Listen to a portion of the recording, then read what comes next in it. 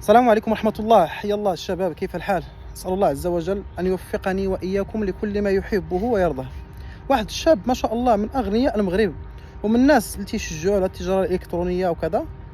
قال لك اودي راه كنمشي دوله ونزل من واحد السيارة فخمة، حل الشوفور الباب. قال لك فاش الناس نتاع الفندق شافوا تحليه الباب تعاملوا معاه واحد التعامل خاص وما شدش الصف مع الناس نتاع الفندق. قال لك واخا الفندق غالي وكذا يجدوا الصف باش يعطيوهم لي شومبر وكذا. هاد الشاب قال لك هكا غادي الحياه.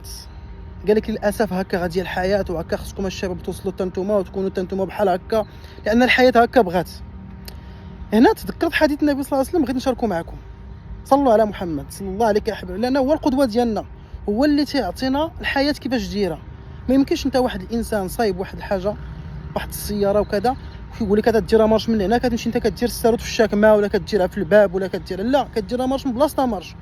الله عز وجل هو الذي خلقنا وبعث النبي صلى الله عليه وسلم باش نقتديو به، باش نكونوا في واحد الامر اللي هو سوي.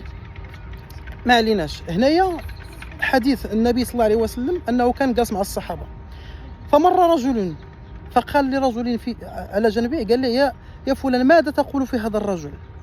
قال لي يا رسول الله هذا من اشراف الناس، رجل لا باس عليه، حري به اذا خطب ان ينكح، الى خطب اي وحده من بنات الناس يعطيوها له، واذا شفع ان يشفع.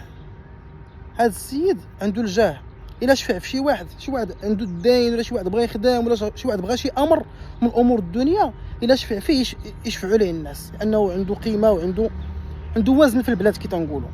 فسكت الرسول صلى الله عليه وسلم. هذا الحديث في البخاري وصحاب واش هذه الازليه وكذا، حديث النبي صلى الله عليه وسلم. فمر رجل اخر فقال للرجل نفسه ماذا تقول في فلان؟ ويقول له يا رسول الله هذا من فقراء المسلمين، ما عنده والو، حري به اذا خطب ان لا ينكح، لا مشى بيتزوج شي بنت من بنات الناس ما يعطيوهاش ليه، واذا شفع ان لا يشفع، ما يمكنش يشفع عليه شي واحد لانه ما عنده، عند الناس ما عندوش القيمه، تيبان لهم تيلبس مزيان، ما عنده فلوس ما كذا، واذا تكلم لا يسمع لقوله. فقال الرسول صلى الله عليه وسلم اسمع رد معايا البال، هذا ان فقير خير من ملء الارض مثل هذا. الله اكبر. علاش النبي صلى الله عليه وسلم فضل ذاك اللي ما عندوش على ذاك اللي عنده؟ الامر الشباب راه خطير. ابن تيميه رحمه الله عليه قال اش اللي حسن سولوا اش اللي حسن، واش فقير صابر ولا غني شاكر؟ واش واحد فقير وصابر يعني تيحافظ على صلاته، متقي الله عز وجل، تيعرف لله حقه في جميع الامور اللي قال ليه ديما ديرش ما ديرش، ولا واحد غني لاباس عليه وشاكر، يعني بما معنى شاكر تيحافظ تا على صلاته في الوقت، محافظ على دينه، محافظ على قرآن، ويقتدي بالنبي صلى الله عليه وسلم بكل ما اوتي من قوه، وعنده باع في الدعوه الى الله وفي الخير وكذا. اش اللي حسن من هاد جوج؟ فقال لهم ابن تيميه رحمه الله عليه اتقاهم لله، ذاك اللي متقي الله اكثر من الاخر هو الاحسن، واذا تساووا في التقوى فهما متساويين. اذا الشباب راه ما هي مساله الغنى، ماشي هي مساله الملبس الواعر، ماشي هي مساله الطوموبيله الفاخره، لا، مساله التقوى، مساله اقتدائك بالنبي صلى الله عليه وسلم. هنا الشباب فاش نجيو نقولوا لهم حنا الوقت بغات هذا الشيء، تيولي هو هدفه بغا غير الماده، بغا غير السياره، بغا غير المظهر، بغا غير الملابس.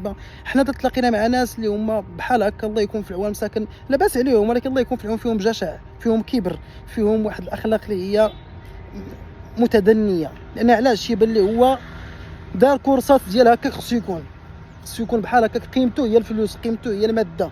حنا في الاسلام قيمتنا هي التقوى، سواء عندك سواء ما عندك، تقتدي بالنبي صلى الله عليه وسلم، تحب الله عز وجل، تتبع سنته، انت هو الافضل، انت هو الاحسن، انت هو اللي عندك الوزن. هذا هو الميزان الحقيقي نتاع الدين، ماشي ميزان القرعه.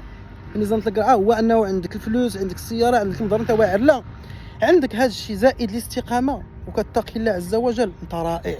وانت خصنا نقتديو بك بكل ما اوتينا من قوه، لانك علاش تخاف الله، كتحثنا على اننا نحافظوا على ديننا وعلى صلاتنا في الوقت وعلى تقوانا الله عز وجل. اي واحد تيدير ستوريات ولا تيدير فيديوهات وتيقول للناس هذا الكلام المادي محض، تيغرر بهم وتيتعدى عليهم وتياخذ الاثم ديالهم، لانك كتخرج لنا عاهات في المجتمع.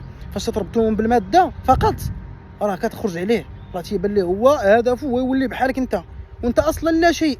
ما تتكلمش على هذا اللي كيقول هذا الكلام، لا، تنقول اي واحد غني وما قربش من الله وما تيعرفش حقوق الله عليه وما تيتقاش الله عز وجل وما تيحافظش على صلاته في الوقت وما عندوش ورد من القران يوميا وما عندوش احاديث النبي صلى الله عليه وسلم في صدره، راه هذا راه لا قيمه له. لان القيمه ديالك هو اقتدائك بالنبي صلى الله عليه وسلم، هو تدينك، هو احترامك لنفسك، انطلاقك مشرع الله عز وجل. اذا الله يجزيكم بخير. اي واحد بيقول لنا شي امر تربطوا لنا بالدين، لان احنا مسلمين ماشي حنا غير الناس. اي واحد جا قال لنا نحلوا ليه دماغنا ويدير لنا البوبيل في الادمغه ديالنا، لا.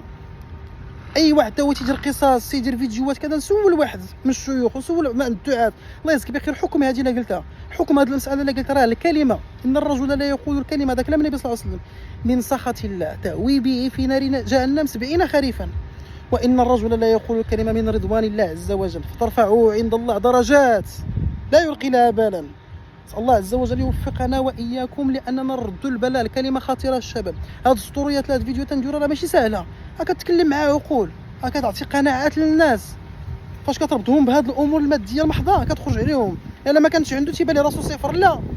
سواء عندك سواء ما عندك، انت كمؤمن موحد لله تقول لا اله الا الله محمد رسول الله، فانت تقول لا معبود بحق الا الله ولا متبع بحق الا النبي صلى الله عليه وسلم. فاش تكون انت عندك هذه المنهجيه في الحياه، سواء عندك سواء ما عندك، انت واحد الانسان اللي هو رجل بكل ما تحمل الكلمه من معنى، وما تيهدكش حتى شي امر حتى شي موقف. والحياه راه ما فيهاش غير لون واحد مثلا الابيض، لا، فيها الاسود، فيها الاحمر، فيها الاخضر، وكتعيش مع جميع المواقف. نسال الله عز وجل لا تكون جميع الالوان دقه واحده، لانها كتكون زمح. نسال الله السلامه والعافيه. هذا الامر هذا راه ولا خطير وشيع هذا الوقت. اذا ردوا البال وليداتكم، ردوا البال لعقولكم، علاش كتفرجوا علاش كتصنتوا. اي واحد تيقول لكم شي حاجه ربطها لنا قال النبي صلى الله عليه وسلم، قال الله عز وجل، قال الصحابه رضوان الله عليهم. لان ما من خير الا ودلنا عليه النبي صلى الله عليه وسلم، ما من شر الا ونهانا عنه النبي صلى الله عليه وسلم. نسال الله عز وجل ان يوفقني واياكم لكل ما يحب ويرضاه، وان نكون من اتباع محمد بحق بكل ما تحمله كلمه من معنى عمليا، ماشي فقط غير الشكل وصافي. السلام عليكم ورحمه الله.